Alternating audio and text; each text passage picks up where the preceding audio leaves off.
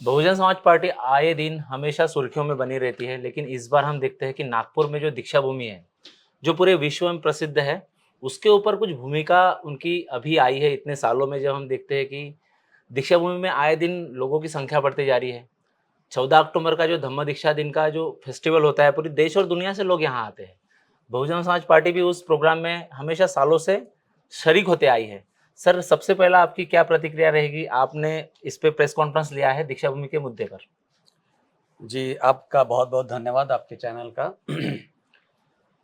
अभी अभी हम लोगों ने पूरे स्टेट के लोगों ने मिलकर इस इशू को बहुत गहराई से डिस्कस किया और ये पाया कि ये जो हाँ नागभूमि है, नागपुर नागभूमि के नाम से प्रसिद्ध है, जहाँ पर डॉक्टर बाबा साहब आम्बेडकर जी के पद पर से ये भूमि जो है वो पावन हुई है।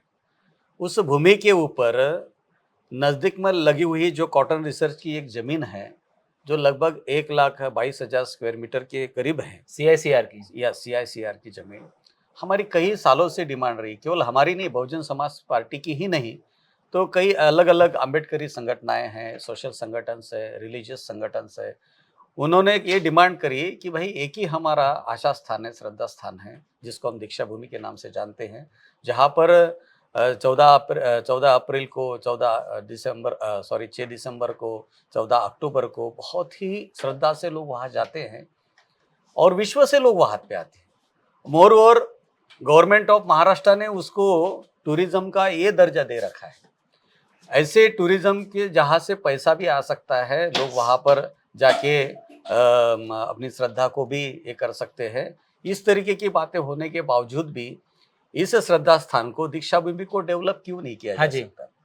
तो ये हम कई सालों से देख रहे हैं। लेकिन हम देखते हैं कि सर, उसका एक इतिहास भी है, उस आंदोलन का, उस डिमांड का। बहुत सारे संगठन ऑलरेडी वो डिमांड कर रहे हैं। क्या बहुजन समाज पार्टी उनके साथ शरीक होगी, या फिर उनके साथ कुछ पत्र व्यवहार करके कोई ऐसा एक समिति बना के डिक्लेयर करेंगे? क्या रणनीति है? देखिए कैसा है, बहुजन समाज पार्टी इस देश की तीसरी राष्ट्रीय पार्टी है। हमारे अपने अलग प्रोसेस होते हैं, काम करने का तरीका होता है, हमारे इश्यूज होते हैं, उसको लेकर हम चलते हैं। लेकिन जहाँ पर ये कॉमन इशू की बात आती है, तो हम तो उनके साथ में हैं, उसमें कोई डाउट ही नहीं। और हमारा जो संगठन है, हमारा संगठन एक देशव्यापी संगठन है, महाराष्ट्र व्यापी संगठन है, वह उस लेवल पर हम काम कर रहे हैं।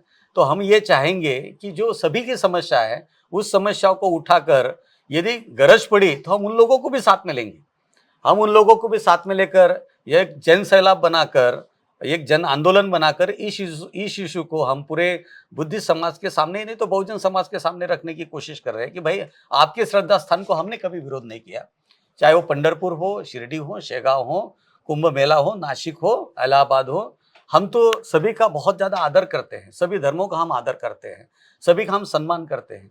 तो जब हमें थोड़ी सी जमीन देने की बात आई, चाहे वो मुंबई का इशू की हो, हिंदू मिल की बात ले लीजिए, या फिर दीक्षा भूमि की बात ले लीजिए, हमें जब थोड़ा सा कुछ देने की बात आती है या हमारे श्रद्धा स्थान को डेवलप करने की बात आती है, तो गवर्नमेंट ऑफ महाराष्ट्र कह लीजिए, गवर्नमेंट ऑफ इंडिया कह लीजिए, कोई भी सरकार वो उसमें उदासीन दिखाई हाँ पड़ती जी, आत्मसम्मान का विषय है सर दीक्षा भूमि। जी। लोगों के लिए वो एक प्रकार से श्रद्धा का स्थान है। जी। कैसी रणनीति रहेगी आंदोलन की? और अगर से सरकार आपकी डिमांड नहीं मानेगी, तो क्या आप उसके आगे का क्या एक आपका क्या प्लानिंग है? इनिशियली तो आज हमने आप लोगों के माध्यम से गवर्नमेंट तक इस बात को पहुंचाने की कोशिश कर रहे हैं कि भाई these are our demands, not our demands only, ये पूरे समाज की डिमांड है। जो जो लोग बाबा साहब को मानते हैं, आम्बेडकरवादी हैं, उनके विचारों को, उनके फिलॉसफी को मानते हैं, नॉट ओनली बुद्धिस्ट, लेकिन बहुजन समाज के सारे लोग, उसमें अलग अलग जाति धर्म के भी लोग हैं, केवल बुद्धिस्ट ही वहाँ पे नहीं आता है, वहाँ पर सारे जाति धर्म के लोग आते हैं और नतमस्तक होते हैं। ये उनकी भी डिमांड है कि इसको डेवलप होना चाहिए। इसलिए पहली बार तो हम गवर्नमेंट ऑफ महाराष्ट्र तक इस बात को आप लोगों के माध्यम से पहुंचाना चाहते हैं। यदि उन्होंने इसके ऊपर सकारात्मक रवैया लिया है तो हमें कोई कुछ करने की गरज नहीं होगी और बहुत ईजी है। केवल उनका लीज डीड कैंसिल करके जो दीक्षा भूमि का ट्रस्ट है जो उसको डेवलप कर रहा है उनको देना है और उनके माध्यम से करवाना है।